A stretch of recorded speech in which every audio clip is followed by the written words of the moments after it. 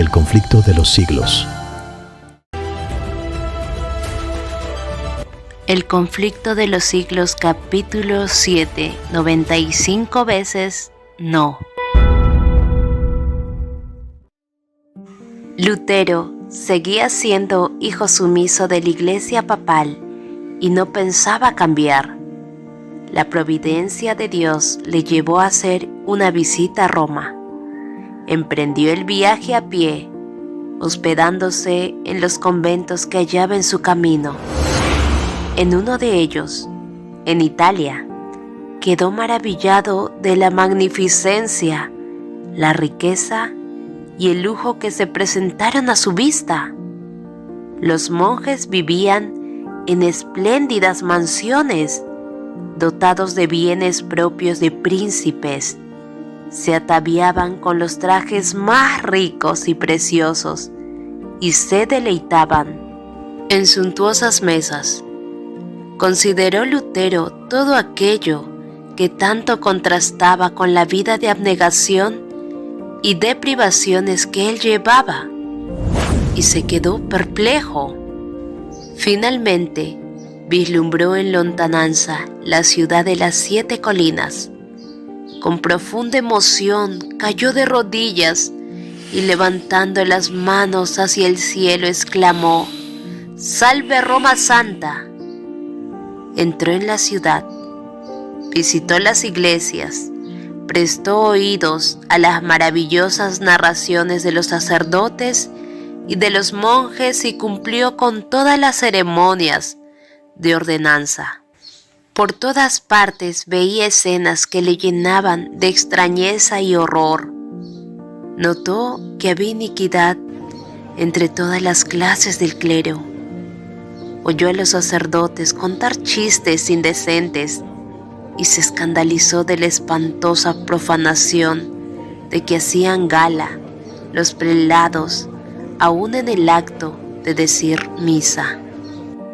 Al mezclarse con los monjes y con el pueblo, descubrió en ellos una vida de disipación y sensualidad. Doquiera que iba, tropezaba con libertinaje y corrupción en vez de santidad. Sin verlo, escribió él, no se podría creer que en Roma se cometan pecados y acciones infames. Y por lo mismo acostumbran decir: si hay un infierno, no puede estar en otra parte que debajo de Roma, y de este abismo salen todos los pecados.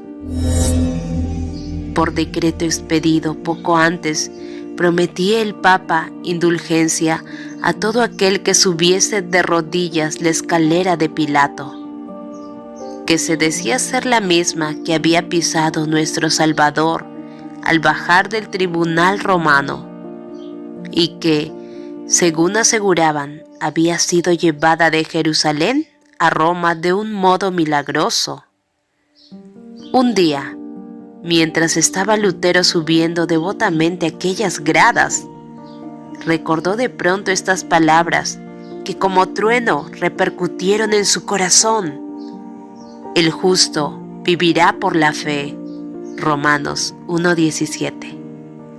Se levantó rápidamente y huyó de aquel lugar sintiendo vergüenza y horror. Ese pasaje bíblico no dejó nunca de ejercer poderosa influencia en su alma. Desde entonces vio con más claridad que nunca el engaño que significa para el hombre confiar en sus obras para su salvación, y lo necesario es tener fe constante en los méritos de Cristo. Sus ojos se habían abierto y ya no se cerrarían jamás para dar crédito a los engaños del papado. Al apartarse de Roma sus miradas, su corazón se apartó también, y desde entonces la separación se hizo más pronunciada, hasta que Lutero concluyó por cortar todas sus relaciones con la Iglesia papal. Después de su regreso de Roma, recibió Lutero en la Universidad de Wittenberg el grado de doctor en teología. Tenía pues mayor libertad para dedicarse como nunca antes a las santas escrituras que tanto amaba. Había formulado el voto solemne de estudiar cuidadosamente y de predicar con toda fidelidad y por toda la vida la palabra de Dios, y no los dichos ni las doctrinas de los papas. Ya no sería en lo sucesivo un simple monje o profesor, sino el mensajero autorizado de la Biblia. Había sido llamado como pastor para enseñar al rebaño de Dios que estaba hambriento y sediento de la verdad. Declaraba firmemente que los cristianos no debieran admitir más doctrinas que las que tuviesen apoyo en la autoridad de las Sagradas Escrituras. Estas palabras minaban los cimientos en que descansaba la supremacía papal. Contenían los principios vitales de la Reforma. Lutero advirtió que era peligroso exaltar las doctrinas de los hombres en lugar de la palabra de Dios. Atacó diligentemente la incredulidad especulativa de los escolásticos y combatió la filosofía y la teología que por tanto tiempo ejercieran su influencia absoluta sobre el pueblo. Denunció el estudio de aquellas disciplinas no solo como inútil, sino como pernicioso, y trató de apartar la mente de sus oyentes de los sofismas, de los filósofos y de los teólogos, y de hacer que se fijasen más bien en las eternas verdades expuestas por los profetas y los apóstoles. Era muy precioso el mensaje que Lutero daba a las ansiosas muchedumbres que dependían de sus palabras. Nunca antes habían oído tan hermosas enseñanzas, las buenas nuevas de su amante Salvador, la seguridad del perdón y de la paz por medio de su sangre expiatoria. Alegraban los corazones e inspiraban en todos una esperanza de vida inmortal. Así se encendió en Wittenberg una luz cuyos rayos iban a esparcirse por todas partes del mundo y que aumentaría en esplendor hasta el fin de los tiempos. Pero la luz y las tinieblas no pueden conciliarse. Entre el error y la verdad se genera un conflicto inevitable. Sostener y defender uno de ellos es atacar y vencer al otro. Nuestro Salvador ya lo había declarado: no vine a traer paz sino espada, Mateo 10:34. Y el mismo Lutero dijo pocos años después de principiada la Reforma: no me conducía a Dios, sino que me impelía y me obligaba. Yo no era dueño de mí mismo, quería permanecer tranquilo y me veía lanzado en medio de tumultos y revoluciones. En aquella época de su vida estaba a punto de verse obligado a entrar en la lucha. La Iglesia romana hacía comercio con la gracia de Dios. Las mesas de los cambistas habían sido colocadas junto a los altares y llenaba el aire la gritería de los que compraban y vendían.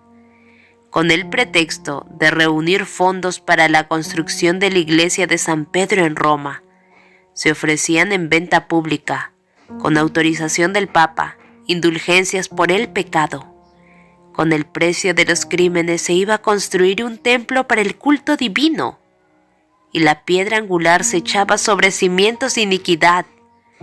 Pero los mismos medios que adoptara Roma para engrandecerse fueron los que hicieron caer el golpe mortal que destruyó su poder y su soberbia. Aquellos medios fueron lo que exasperó al más abnegado y afortunado de los enemigos del papado y le hizo iniciar la lucha que estremeció el trono de los papas e hizo tambalear la triple corona en la cabeza del pontífice.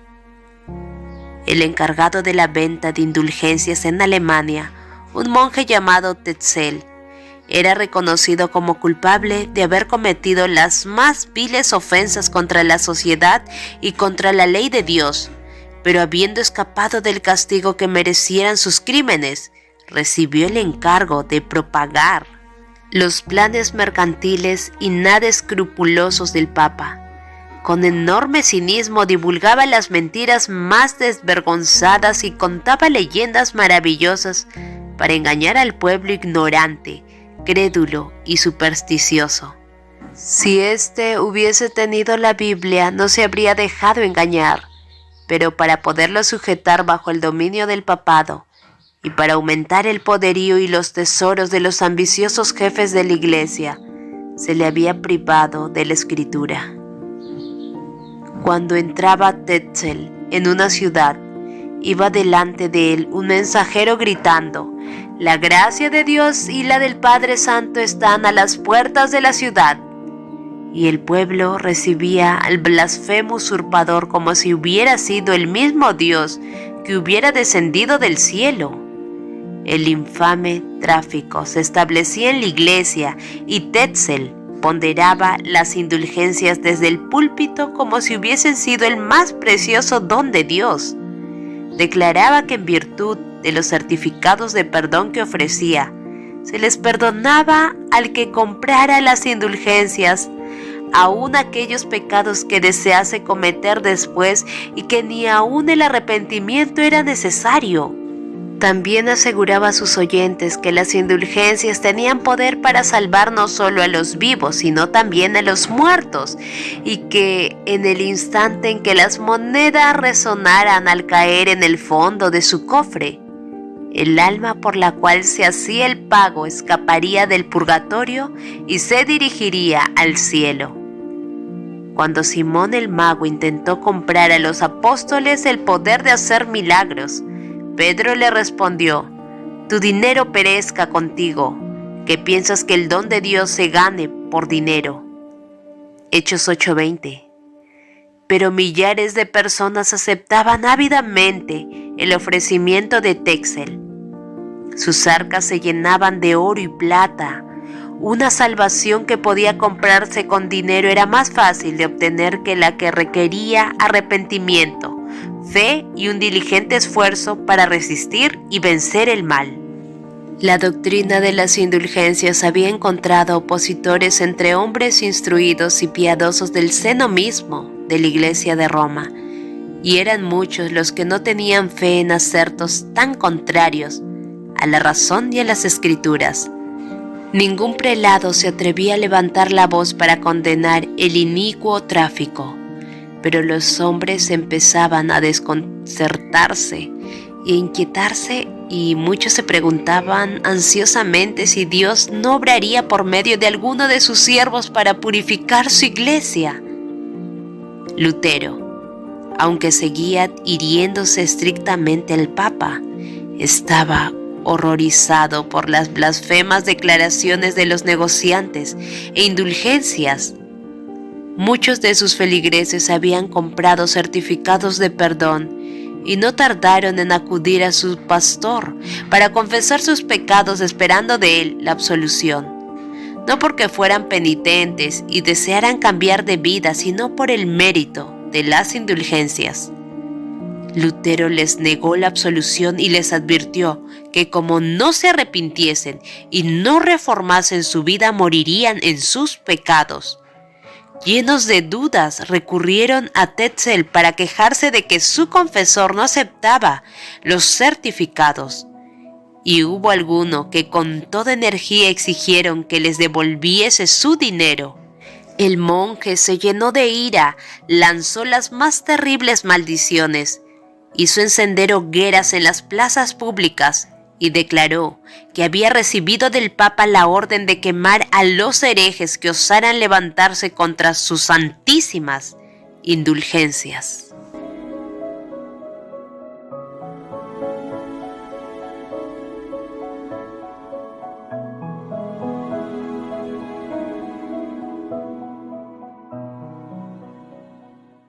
Continuaremos.